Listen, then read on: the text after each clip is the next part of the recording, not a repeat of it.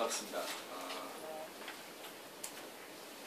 저는 지금 청어람 아카데미라는 기관에 책임을 맡고 있는 양희송이라고 합니다. 오늘 이렇게 세계교회 전도 여러분과 같이 말씀 나눌 수 있는 기회를 주셔서 너무 감사를 드립니다. 올라오기 전에 오늘 설교자가 누군지를 소개하는 이야기를 밑에서 들으면서 제가 제일 숙연해졌습니다. 굉장히 어마어마한 일을 하고 있는 것처럼 이렇게 언론이나 혹은 또 저자 소개나 이런 데 글로는 그렇게 나가긴 하지만 그런 얘기 들을 때 제일 마음이 좀 철렁하고 내려앉는 사람이 저 자신인 것 같습니다. 제가 한 2달 전에 책을 하나 냈습니다. 책 제목이 가나안 성도 교회 박신앙이라는 제목이고요. 꽤 많은 분들이 관심 있게 또 사서 이렇게 보고 계시는데, 가나안 성도라는 그 책에 담겨 있는 아주 길지 않은 핵심적인 이야기 몇 가지를 오늘 이 시간에 같이 좀 나누려고 합니다.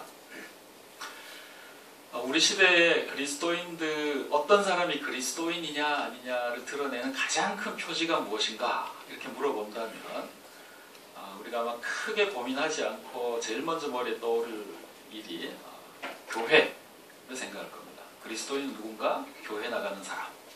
그렇죠?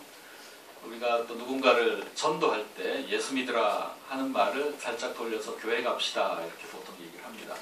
그래서 교회를 열심히 다니다 보면 예수에 대해서 알게 되고 또 우리가 신앙생활을 이제 시작하게 되기 때문에 사실 교회 나가는 것과 예수 믿는 것은 거의 동격의 의미로 우리가 많이 쓰고 있습니다.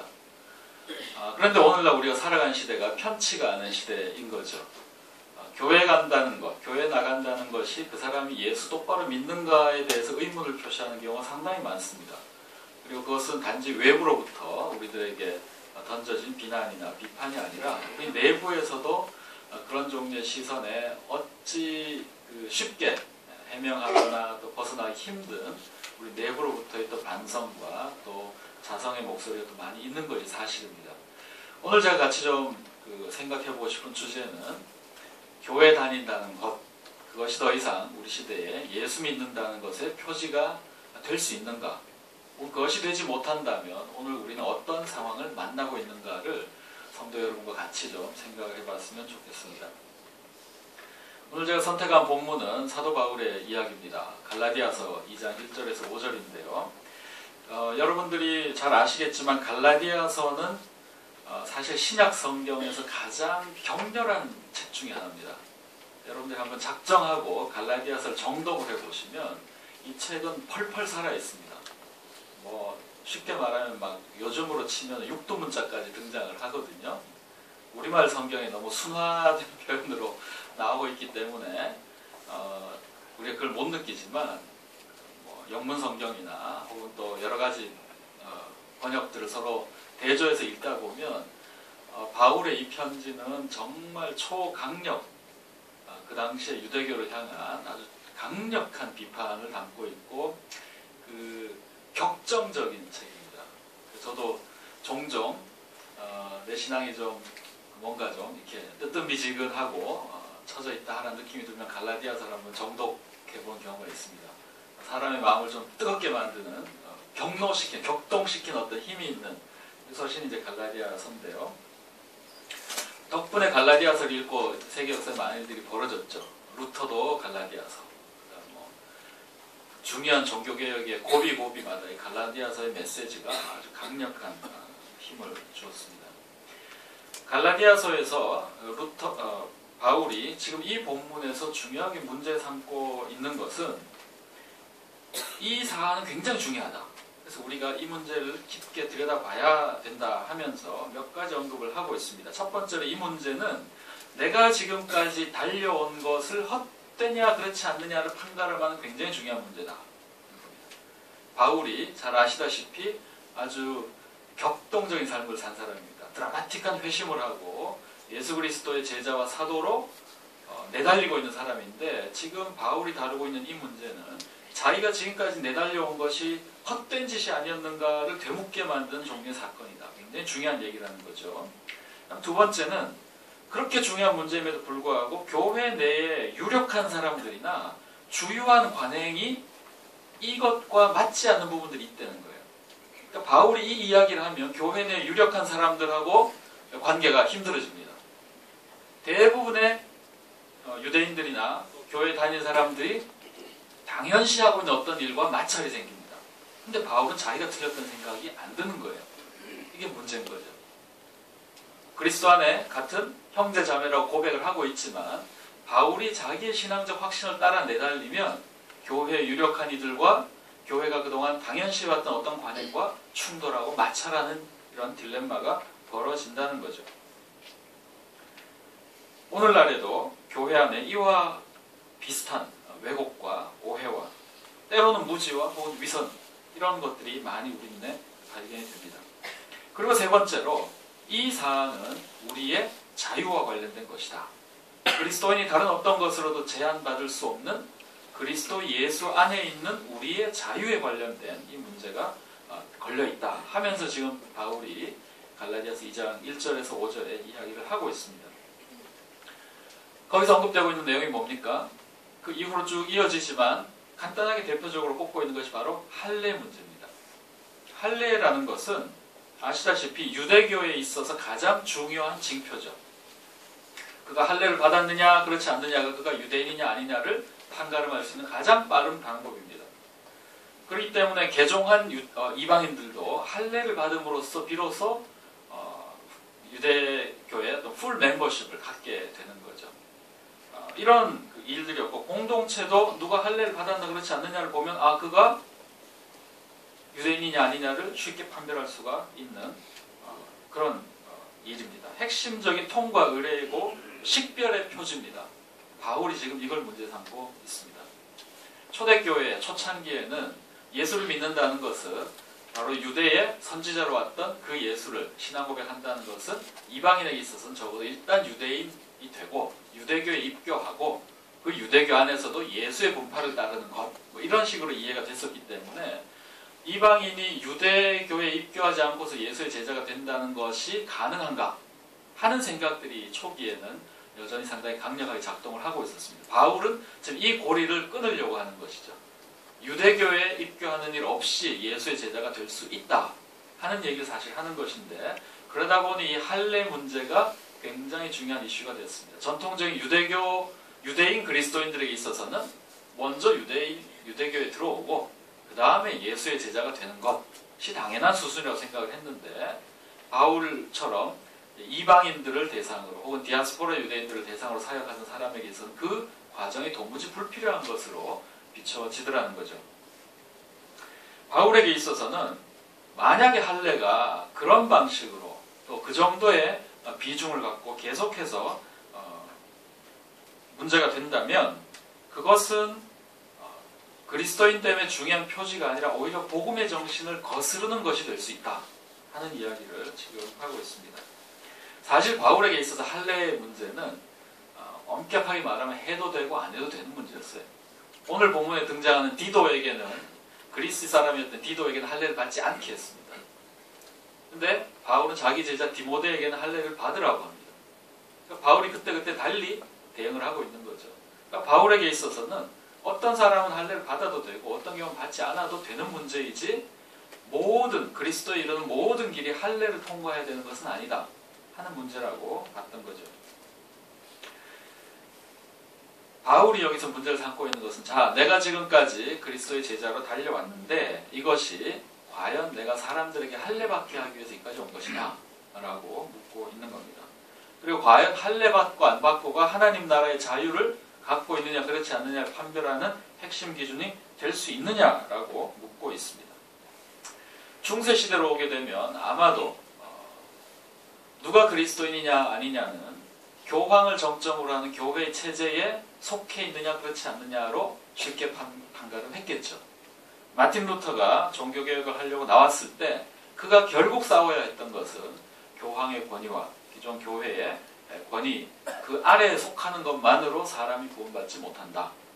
우리가 성경의 말씀과 신앙의 양심을 따라서 때로는 그것이 교황의 권위와 충돌하더라도 내 양심의 목소리와 성경의 가르침을 따르는 것이 하나님 앞에 옳다 하는 것이 루터에게 있어서 종교개혁을 하게 만드는 큰 동력이었습니다. 오늘 대한민국 사회에서 우리도 유사한 종류의 상황을 좀 만나고 있는 것 같습니다. 한국 교회 내에 가나안 성도 현상이라는 것이 나타나고 있습니다. 가나안 성도라는 말은 사실 그렇게 어려운 말은 아니고요. 성경에 나오는 가나안 얘기는 아니고 교회를 안 나가는 사람, 안 나가 거꾸로 하면 가나안이거든요. 그래서 교회를 안 나가는데 성도예요. 이 모순형용이죠. 한목협이라는 기관이 2013년에 서베이를 해봤더니만 자기가 그리스도인이라고 밝힌 사람 중에서 10% 정도가 현재 교회에 출석하고 있지 않다라고 대답을 했다고 합니다. 그래서 한목협은 그걸 근거로 한국 사회 가나안 성도에 해당되는 사람이 한 100만 명 정도 있을 거라고 추산을 합니다. 2005년도 종교인구 센서스 기준으로 한국 개신교 인구가 860만으로 잡힙니다. 지금 더 떨어졌을 가능성이 큰데요. 개신교 전체를 860만이라고 놓고 보는데 지금 교회 바깥에 한 100만 명 정도가 존재한다라고 보면 이 사람들은 자기가 신앙을 부인한 사람들이 아니에요. 여전히 자기를 그리스도인으로 생각하지만 교회에 출석하고 있지 않다 하는 사람이 한 100만 명 정도가 된다면 보통 일이 아닙니다. 우리가 생각하는 것보다 훨씬 많죠. 그리고 아마도 교회 안에 있지만 심정적 가난은 훨씬 더 많을 거라고 생각을 합니다. 아마 수백만 명이 해당될 거라고 생각을 하는데요. 이런 이야기가 몇 년 전부터 이제 가나안 성도 현상, 한국 교회의 성도들의 이탈 현상이라는 맥락에서 가나안 성도라는 이 용어들이 쓰이기 시작을 했고 토론되기 시작을 했습니다. 재미있는 현상은 이 이야기를 하면 목회자들과 성도들 사이의 인식이 착 달라진다는 거죠. 저는 아주 여러 번 강의나 토론에 참여를 해봤는데 가나안 성도 현상을 놓고 목사님들의 전형적인 반응은 이렇습니다. 잃어버린 양. 그래서 그동안 교회가 좀 잘못해서 이렇게 밖으로 나가서 떠돌고 있지만 고생 많이 했으니까 이제 고생 그만하고 돌아오시오. 잘못했어. 돌아오시오. 이렇게 이제 되는 거고요. 반대편에 있는 가나안 성도들은 그 현상을 뭐라고 보냐면 프리즌 브레이크, 쇼생크 탈출 이렇게 봅니다. 어느 죄수가 미쳤다고 자기가 탈옥한 감옥을 되돌아갑니까? 그죠? 이 인식의 간격이 어마어마하게 넓어요. 근데 서로가 서로를 몰라요. 가나안 성도들은 그냥 자기의 어떤 사적인 해프닝이라고 보통 생각을 합니다. 자기가 교회 바깥으로 나온 것은 내 개인에 있어서 벌어진 일이지 이게 무슨 사회적 맥락, 교회 내 어떤 그 흐름이나 이런 거 관련이 있을 거라고 거시적으로 보질 못해요. 이렇게 사적인 사건으로 봅니다. 목회자들이나 교회 안에 있는 분들은 떠나간 사람들은 자기 스토리를 뒤로 남겨놓지 않기 때문에 남아있는 사람들끼리 스토리를 재구성하는 거죠. 그래서 저 사람은 가정에 문제가 있어서 뭐가 문제가 있어. 개인적으로 이러저러한 이유로 떠나간 거지 우리가 문제가 있는 건 아니야. 이렇게 되는 겁니다. 그러니까 남아있는 사람들은 우리는 전혀 문제 없는데 떠나간 사람이 뭐가 좀 결함이 있거나 신앙에 좀 뿌리가 얕았거나 교회 주변부에서 이렇게 맴돌다가 뭐가 잘 안 맞아서 나갔겠거니 라고 아주 가볍게 처리를 하게 되는 경향이 있고요. 떠나온 사람도 그냥 내가 어쩌다 보니 교회를 떠나게 됐다라고 사적인 것으로 생각할 뿐 이것이 한국교회의 여러 안팎의 문제들과 사회적인 흐름과 연관이 되는 거시적으로 봐야 될 일이라고 생각을 못합니다. 저는 이런 문제 놓고 강의를 다니면 전국 어디를 해외 한인교회를 가도 이런 분들을 만나거든요. 꼭 강의 끝나거나 와서 제 손을 꼭 잡고 어쩜 나랑 그렇게 생각이 똑같냐. 근데 나만 그렇게 생각하는 줄 알았다. 이렇게 얘기를 하세요. 다들 자기 혼자만 그렇게 생각한다고 생각을 하는데 저는 어디를 가나 만나니까 제 생각에는 이분들 다 모아놓으면 숫자가 훨씬 더 많을 수도 있겠다. 그게 데이터로 나타난 게 적어도 한 100만 혹은 심정적인 가난까지 하면 수백만에 이를 정도의 규모로 이미 우리 주변에 존재를 하고 있다는 거죠. 가나안 성도 300명을 대상으로 서베이를 했던 연구가 있었습니다. 사람들의 선입견과는 아주 다른 결론이 나왔어요. 흔히 가나안 성도라고 하면 교회의 언저리에 깊게 뿌리 내리거나 정착하지 못하고 언저리에서 머물다가 뭔가 좀 갈등이나 긴장이 벌어졌을 때 참지 못하고 이제 탈락한 교회 탈락자 정도로 생각하기 쉬운데 300명 대상으로 서베이를 해보니까 그 설문에 참여한 사람들이 평균 교회 다닌 연수가 14년이 넘었어요. 평균이 14년이었습니다. 습관적으로 교회 오기던 사람들 아닌가? 보니까 한 번도 교회를 옮겨본 적이 없다는 사람이 45%였어요. 요즘같이 이사 많이 나는 시대에 교회 옮겨본 적이 없다는 사람이 45% 정도라면 이 사람들은 아마 여러분들도 14년간 어떤 사람이 교회를 다녔다면 대충 어떤 역할까지 했을 거라는 짐작들이 가시잖아요. 교사했겠죠, 성가대 했겠죠, 온갖 봉사와 중요한 역할들을 했을 가능성이 있습니다. 지금 한국교회의 가난한 성도 현상은 교회 주변부로부터 탈락하는 현상이 아니고 교회 중심부에서 지금 사람들이 빠져나가는 현상이다 하는 거죠. 한국교회의 핵심을 형성하고 있던 그룹에서부터 이탈이 벌어지고 있습니다. 통합교단이 몇 년 전에 발표한 교세 통계에 보면 대부분 교단 통계는 신빙성이 조금 떨어지긴 합니다만 성도 수는 잘 안 줄어요. 인구 센서스에서는 개신교 주는 걸로 나오는데 교단 통계 다 모아보면 계속 성장하고 있는 걸로 나옵니다. 근데 중요한 지표가 나타난 게 안수 집사 수가 줄었어요. 그거는 상당히 의미심장한 거거든요. 그냥 성도들의 수가 주는 것, 성도들의 수도 요즘 이제 준다고 교단 통계에 잡히긴 합니다만 안수 집사 수가 준다는 것은 교회의 핵심적인 역할을 하고 있던 사람들이 빠져나가고 있다 하는 얘기를 반증하는 거죠. 숨길 수 없을 정도로 교회로부터 이탈 현상이 벌어지고 있습니다. 왜 사람들이 이렇게 빠져나가고 있는가? 교회에 대한 실망 때문이겠죠.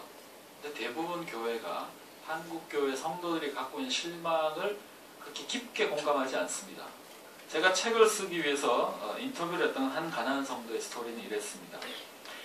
이 사람은 지금 30대 중후반의 나이인데요. 청소년기부터 자기가 자랐던 이 교회에 청년이 되어서 청년부에 있었는데 서울시 시내에 있는 아주 대형 교회입니다. 어느 날 교회 내 분쟁이 벌어졌어요. 원로 목사, 후임 목사 사이에 아주 대판 싸움이 붙었습니다. 몇 년에 걸쳐서 온갖 종류의 험한 꼴들을 다 보고 급기야는 몸싸움에 최종적으로 이제 용역까지 동원되는 사태를 만나게 됐는데 청년들이 되다 보니까 이런 분쟁이 벌어지면 어느 쪽이든 제일 앞에 몸싸움 할 때 이제 끌려나가 있게 되는 거죠. 이 과정을 겪으면서 이 청년들이 그 판단 중지를 하게 되더라는 거예요. 처음에는 이쪽 측 저쪽 측 해서 누가 맞다 이게 싸우는데 하다 보니까 양쪽 다 거짓말하고 양쪽 다 폭력 쓰고 양쪽 다 용역 부르고 누가 더 낫고 누가 더 옳고를 따지는 것이 무의미해진 순간이 오더라는 거죠. 이 친구가 신학생이었습니다. 자기가 도저히 이런 상황 속에서 신학 공부하는 무의미하다 해서 신학교를 때려치고 군대를 갔어요. 군대를 마치고 그 교회에 복귀를 못했죠. 그리고 서울시 시내에 있는 좀 평판이 좋은 소위 개혁적이라는 교회에 출석을 했는데 청년부에서 열심히 다니면서 한 3년 정도를 다니다가 문득 그런 질문이 들더랍니다. 이 교회는 나름 개혁적으로 하려고 노력도 많이 하고 또 목사님도 한국교회 걱정하는 설교도 많이 하시고 나쁘지 않은 교회다. 그런데 과연 이 교회가 더 커지거나 이런 교회가 좀 더 많아지면 한국교회는 좋아지는 걸까? 하는 의문이 들더라는 거예요. 왜냐하면 자기가 이전 교회에서 겪었던 그 아주 적나라한 한국교회의 현실에 비추어 보건데 이 교회가 지금 다니는 교회에 갖고 있는 문제의식이 너무 좀 나이브하다는 거죠. 그냥 이거 열심히 하면 세상이 좋아지는 걸까? 여기 내가 충성을 하고 이 교회가 크고 이런 교회가 많아지면 그냥 한국교회는 개선되는 걸까? 하는데 자기가 예스라고 답을 못하겠다는 거죠. 너무 나이브하다. 지금 우리가 어떤 시절을 통과하고 있는지 목회자들과 또 이런 그냥 그런 대로 괜찮은 교회 내에서는 문제의식이 지나치게 나이브하다 하는 생각을 하면서 이 친구 다시 교회를 떠나서 가난 생활을 시작을 하고 있습니다. 계속 이제 교회를 순례를 하고 있는데요. 가난 성도들의 현상은 절대로 단일한 현상은 아닙니다. 이 사람들은 이래라고 단순하게 규정할 수는 없지만 제가 직관적으로 보니까요. 적지 않은 수의 사람들은 자기가 함께 할 수 있는 좋은 공동체를 만나면 재정착, 가난에 귀환을 할 의사가 있는 것 같습니다. 그래서 우리 주변에 그래도 훨씬 개혁적으로 목회하고 좋은 교회를 만들어 봐야 되겠다. 대안적 공동체를 만들어야 되겠다. 실험적으로 뭔가를 해봐야 되겠다 하는 분들의 노력들이 훨씬 격려될 필요가 있습니다. 적지 않은 수의 분들은 이런 좋은 공동체를 만나서 정착할 의사가 있어요. 그런데 어떤 종류의 일부의 사람들은 과연 내가 교회 안에서 내가 이렇게 저렇게 겪었던 일이 재수가 없어서 이 교회 아니고 저 교회 갔으면 안 당해도 될 일을 그냥 당한 건가? 단지 내가 재수가 없었던 건가? 그래서 그냥 교회를 바꾸면 해결되는 문제인가? 하는 질문을 갖고 있다는 거죠. 이런 분들은 얘기를 합니다. 지금 나에게 필요한 것은 또 다른 교회인가? 아니면 다른 종류의 대안인가? 그 다른 종류의 대안이라는 것은 이제 굉장히 다양한 양상으로 펼쳐질 수가 있겠죠. 뭐가 될지 저도 뭐라고 얘기는 못하겠습니다. 그러나 나홀로 신앙을 유지하는 분들도 있고요. 또 교회 바깥에 이런 자기들이 함께 할 수 있는 가난한 성도들의 네트워크를 만들고 느슨하게 서로 만나고 격려하고 하는 그런 일들이 될 수도 있겠습니다. 다양한 양상으로 벌어질 겁니다. 저는 이분들의 생각이 이해받아야 된다고 생각을 하고 이분들의 입장도 존중돼야 된다고 생각을 합니다. 모든 것을 다 교회로 환원할 수 없는, 교회가 그 문제를 다 풀어낼 수 없는 시대로 우리가 넘어가고 있는 것 같습니다. 중요한 것은 교회 아니냐, 교회 바뀌냐 이전에 하나님의 나라에 있다고 생각을 합니다. 하나님의 나라가 드러나는 양상은 매 시대마다 달라질 수가 있습니다.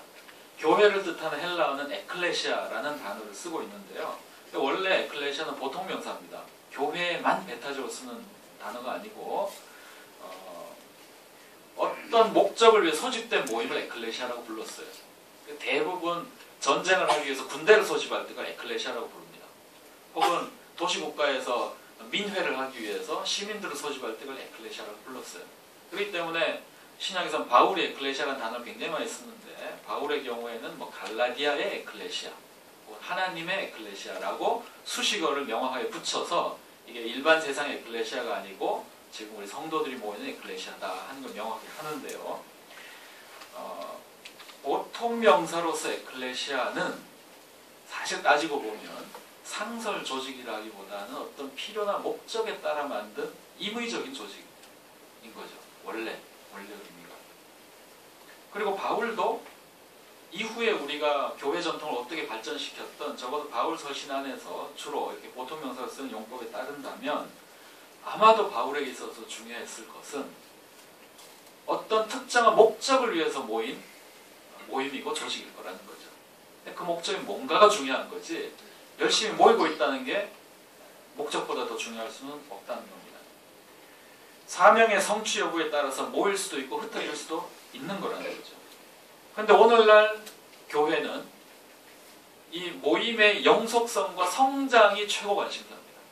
이게 영원하게 지속되기를 바라고 계속해서 성장하기를 바라는 것이 교회를 바라보는 가장 핵심적인 관심사예요. 근데 에클레시아는 원래 어떤 목적을 위해서 모였는데 그 목적이 뭔지에 대해서는 더 이상 묻지 않는다는 거예요. 그냥 이 조직이 영속되고 이 조직이 계속 커지면 좋겠다는 관심이 우리의 모든 생각을 사로잡고 있습니다. 그건 잘못된 것 같습니다. 에클레시아라는 것은 언제나 사명, 미션이 더 중요한 모임입니다. 그 사명에 맞춰서 유효기간이 설정이 되는 것이고 적정 규모가 만들어지는 것이 마땅합니다. 우리는 다시 이 원칙으로 돌아가야 마땅합니다. 그 반대로 가서는 안 된다는 거죠. 가난한 성도 교회밖 신앙이라는 책을 제가 쓰고 나서 책의 제일 말미에 역사적으로 가난한 성도의 사례를 꼽아볼 수 있는 사람들이 누가 있을까 생각하면서 종교개혁 시기의 에라스무스 혹은 청교도 혁명 시기의 존 밀턴 그리고 한국에서는 무교주의자 김교신 선생을 생각을 해봤습니다. 제가 공부가 깊지 않기 때문에 사실 깊게 다루진 못했고 간략하게 살펴봤는데요. 아마 오늘 제가 여기서 같이 말씀 나눈 세길교회가 또 그동안 해왔던 노력들도 사실 이런 맥락에서 다시 한번 잘 새겨지고 평가될 부분이 있다고 생각을 합니다.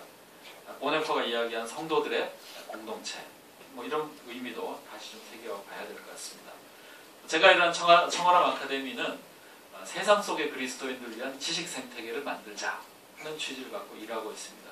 이런 모든 노력들이 우리 시대의 에클레시아의 원래 의미를 다시금 되살리기 위한 노력으로 재조명되고 재평가되고 또 새롭게 한번 재구조화라 그럴까요? 재편성될 필요가 있는 것 같습니다. 온통 우리의 관심이 주님의 뜻이 하늘의 지금같이 땅에서 이루어지도록 기도하는 성도들의 연대가 다시 한번 등장할 필요가 있습니다. 주님께서는 안식일이 사람을 위해 있지 사람이 안식을 위해 있지 않다라고 말씀하셨습니다. 어쩌면 저는 오늘날의 교회가 처해 있는 지점도 비슷한 것 같습니다. 교회가 사람을 위해 있지 사람이 교회를 위해 있지 않다. 바울에게 할례가 그러했던 것처럼 오늘 한국 교회에서 우리는 제도로서의 교회 실패를 여기저기에서 경험을 하고 있습니다. 어떻게 해야 할까요? 예수를 따르기 위해서 교회를 떠난다라는 아주 모순형용적인 표현이 우리 의미 있는 그런 말로 이해가 되고 있는 시대를 만나고 있습니다. 이런 사람들의 수가 100만을 넘는다는 시대를 우리가 살고 있습니다. 우리는 다른 종류의 에클레시아가 되어야 마땅합니다. 혹은 다른 방식으로 에클레시아 되기를 힘써야 하겠습니다. 그리스도 예수 안에서 우리가 가진 자유, 저는 우리가 빼앗기지 말고 거짓 형제들에게 빼앗기지 말고 지켜야 될 자유가 바로 거기에 있다고 생각을 합니다. 기도하겠습니다. 주님 감사합니다. 저희들에게 허락해 주신 에클레시아가 우리가 상상하는 것 이상으로 전혀 새로운 방식으로 이 세상 속에서 작동하는 것을 볼 수 있게 도와주시옵소서. 우리의 상상력이 현실에 짓눌려서 너무나 왜소해지지 않도록 도와주시옵소서. 우리가 주님의 나라, 또 주님의 에클레시아를 새롭게 꿈꿀 수 있도록 도와주시옵소서. 예수님 이름으로 기도드렸습니다.